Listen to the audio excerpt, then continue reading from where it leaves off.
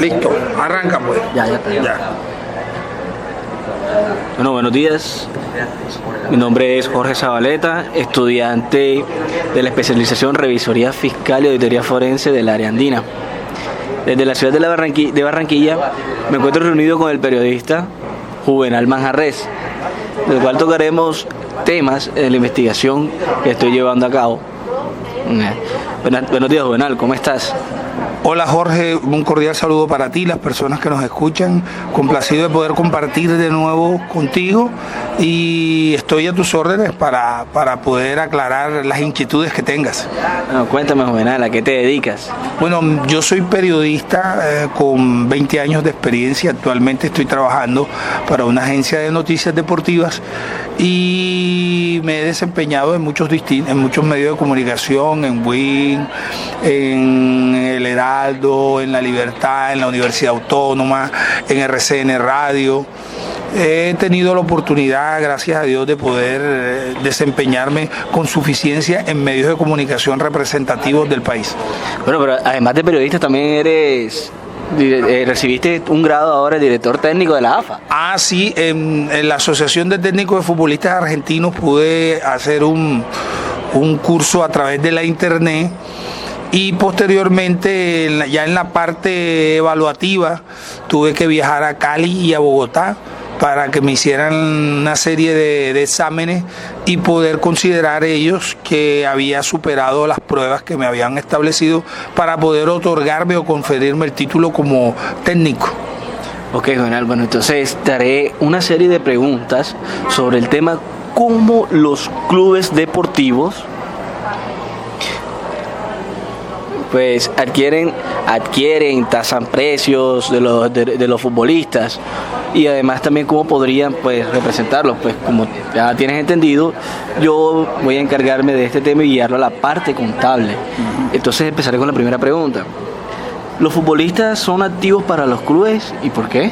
Bueno, los futbolistas son activos para los clubes porque son la materia prima del fútbol como tal. Llámese lo que son las canchas y los balones, son herramientas. La materia prima como tal de verdad es el deportista, el futbolista. Es un activo porque aparte de ser un bien que el club tiene, la aspiración siempre es poder transferirlo al fútbol europeo o al fútbol del extranjero, donde los costos son mejores, donde el pago es mejor, donde una negociación le puede representar a un equipo un ingreso que le permita mejorar sus instalaciones y ir en procura de ir constituyéndose como un club de manera sólida. Claro que no se vende el jugador, como se dice o como ha hecho Carrera, que la gente dice, el Real Madrid compró a fulano. Él no compra a la persona, él no compra el ser, compra los derechos deportivos o federativos de un jugador, porque un jugador cuando pasa un equipo no pierde su libertad, no pierde su autonomía, porque estaríamos violando entonces los principios de los derechos humanos que están establecidos y eso es un delito. Entonces lo que un club adquiere cuando compra un jugador son los derechos deportivos o federativos. Cabe aclarar entonces que lo que adquiere son los derechos deportivos, es decir, ese sería el activo. Y como no lo podemos ver ni palpar, los derechos deportivos serían un activo intangible. Exacto, es un activo intangible, aunque el jugador tú lo aprecias, tú lo puedes valorar, lo puedes mirar, lo puedes considerar. Tú puedes, por ejemplo, si yo soy el veedor de un equipo y quiero ver un jugador, yo lo puedo ver. Lo puedo analizar, puedo decir, tiene buen control, tiene buen pase, tiene buen giro, tiene buena técnica, tiene buena condición físico-atlética, tiene buen cabeceo, remata bien con las piernas izquierda, con la derecha. Yo puedo entrar a valorar toda esa serie de cosas, porque yo lo puedo apreciar. ¿Por qué los futbolistas no pueden ser tratados como empleados normales en los demás sectores económicos que tiene y productivos que tiene el país, sino como un empleado, sino de otra forma? El futbolista es tratado de una manera distinta porque tiene una vida, llamemos útil, muy corta. Entre 10, 15, 16, máximo 20 años si es un deportista disciplinado y que no se lesiona con facilidad. Entonces, no se trata como un empleado común y corriente porque su contratación también es diferente. Anteriormente, ya los equipos han mejorado eso, hacían un contrato por publicidad y hacían un contrato laboral. Es decir, eso no es legal, pero lo hacía, eso se hacía, como dice uno por ahí, debajo de cuerda. Eso se estaba haciendo.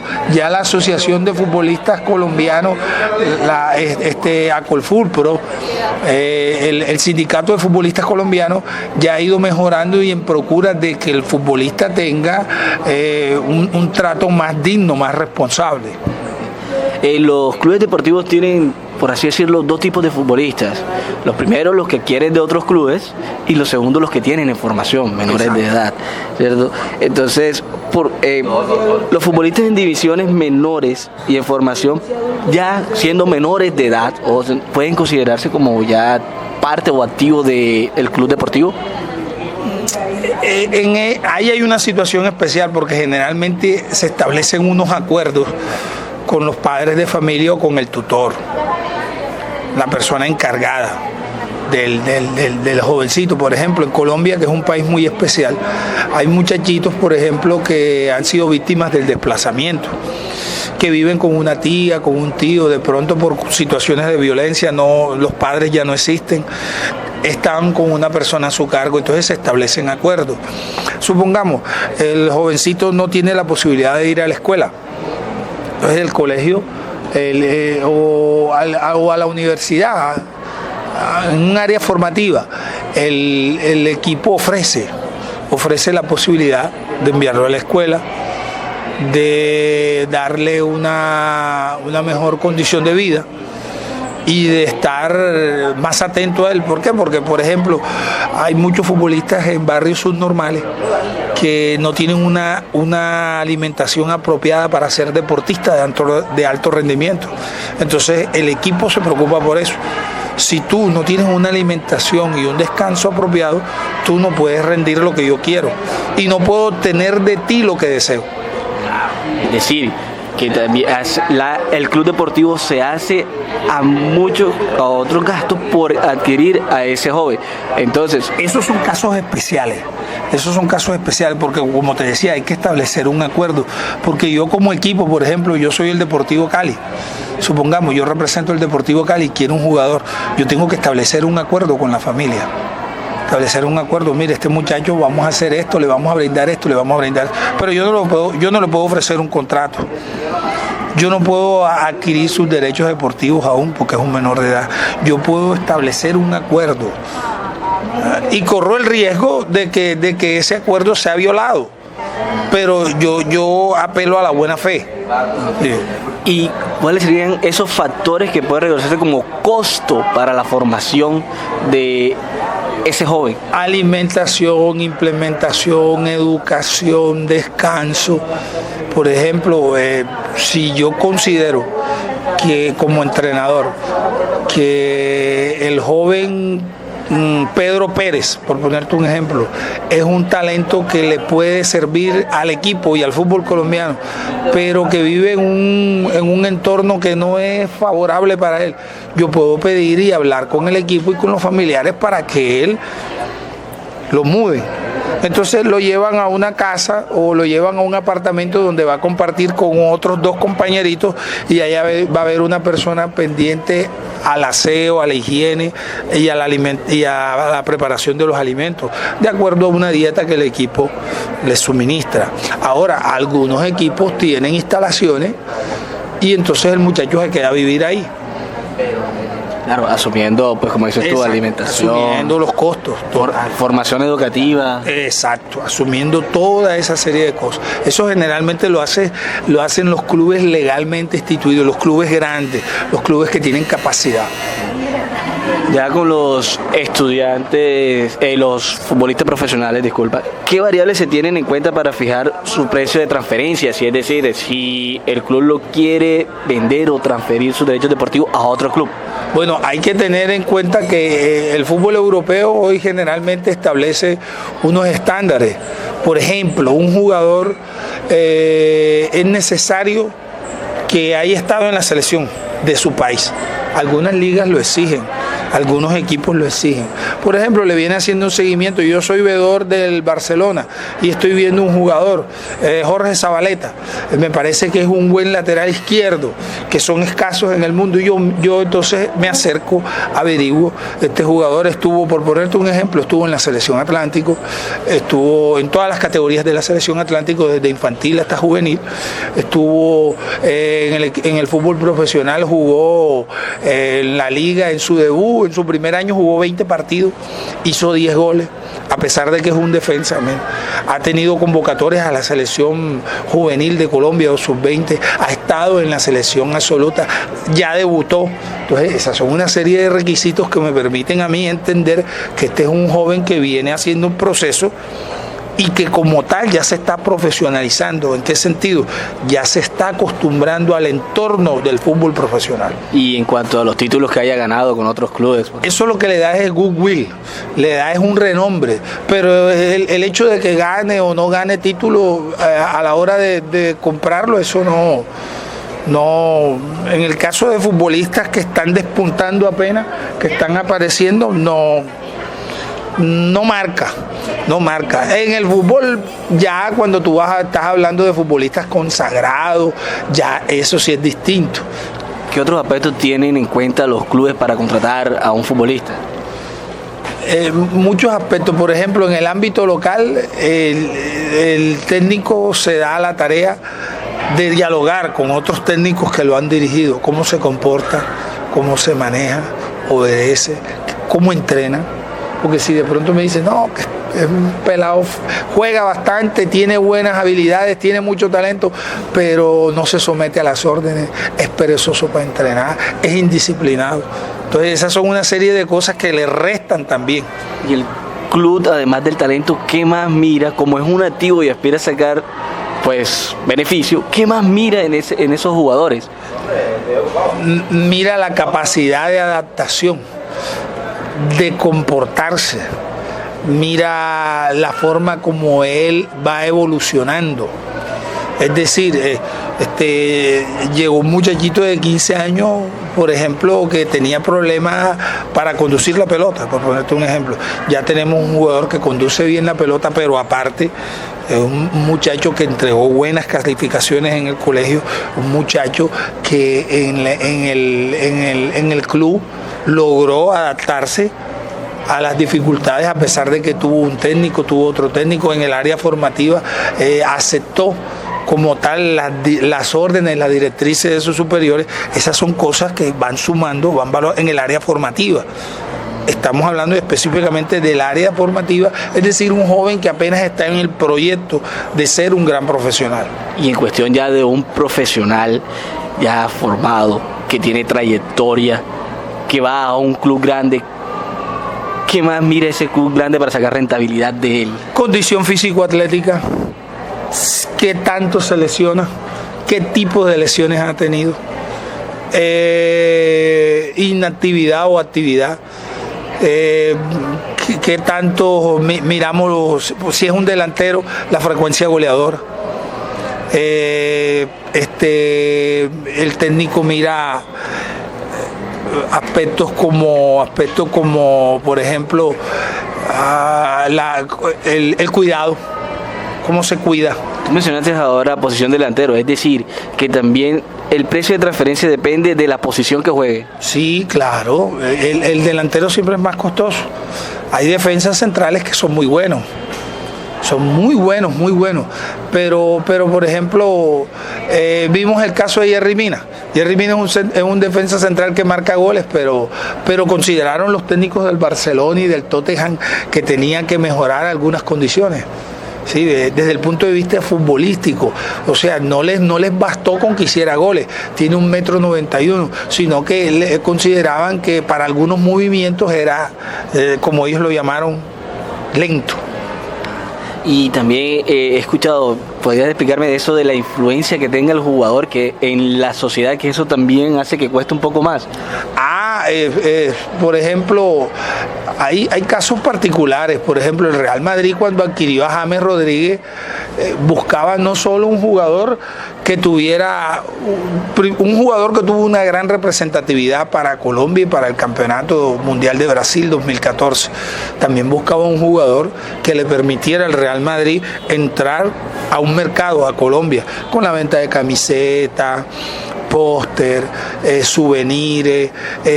Por ejemplo, James Rodríguez tenía un número de seguidores en Twitter, en Facebook, en Instagram, y todo eso lo suma el Real Madrid. Sí, entonces cuando ellos van a vender un producto, dicen, mire, pero es que yo tengo este jugador que vende tantas camisetas.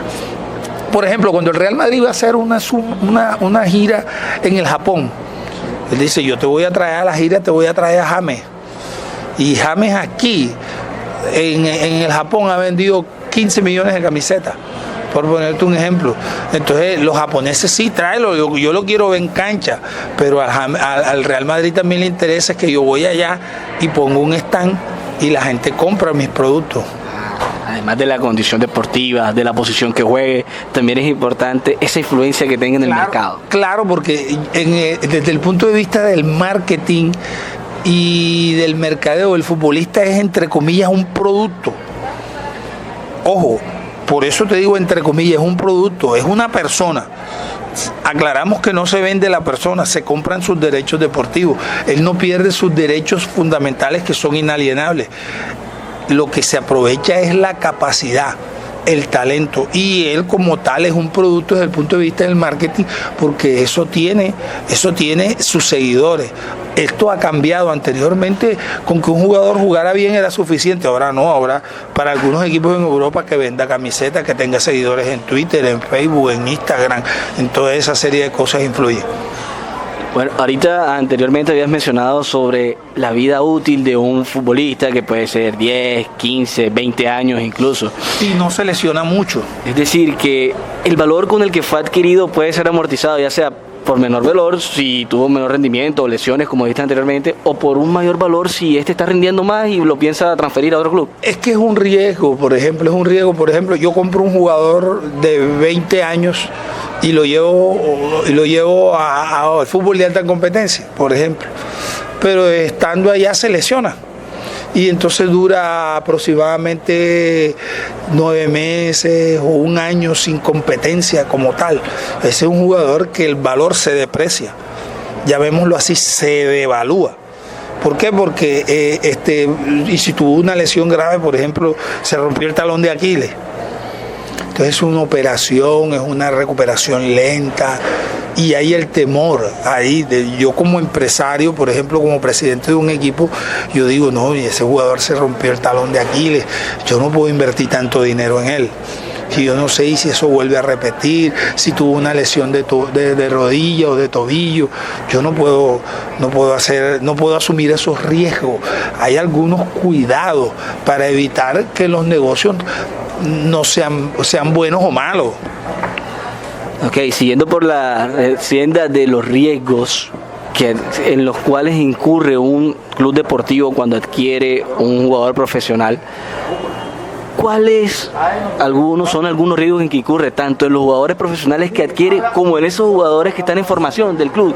Por ejemplo, en formación el club asume estos riesgos, que el muchacho deserte, es decir, yo tengo un jovencito, por ejemplo, que vive en La Luz y es buen jugador, pero a veces viene al entrenamiento, a veces no viene, o viene un día sí, o viene un día no, o a veces no tiene para el pasaje, o simplemente la situación está difícil en su casa, entonces el pelado deja de entrenar para irse a trabajar. Yo asumo esos riesgos. Aclarando que La Luz es un barrio popular. Ajá, de estrato bajo. Por eso, digamos, un barrio subnormal. En el fútbol profesional, los equipos asumen estos riesgos, que se lesione, que no se adapte, que le cueste trabajo recuperarse, asume un riesgo que no sea del agrado futbolístico del técnico. Si al técnico no me gusta cómo se desempeña, me parece que debería tener esto y no lo tiene, por ponerte un ejemplo, ese es un riesgo que asume. Entonces, eso es una serie de intangibles, porque eso tú no lo puedes determinar. Hay que hacer prueba y error. Te vamos a poner un ejemplo. Alves, ¿verdad? Vino del Barcelona de Quito de hacer 17 goles en Copa Libertadores. Vino a Junior y simplemente su modo de jugar, de desempeñarse, no le gustó al técnico de turno. Y no estuvo, no se quedó. Otro caso más relevante aún fue el Real Madrid cuando trabaja Gareth Bale y que si ya no le gustó y lo aguantó banca y ahora vale menos. Sí, exacto, esos son riesgos, pero eso es muy difícil de medirlo, ¿eh? Eso es muy difícil de medirlo. Eso sucede, ¿por qué? Porque a veces algunos equipos cometen estos errores. Ellos contratan un jugador y lo tienen ahí. Entonces, ellos tienen, de pronto llega otro técnico, pero el técnico dice,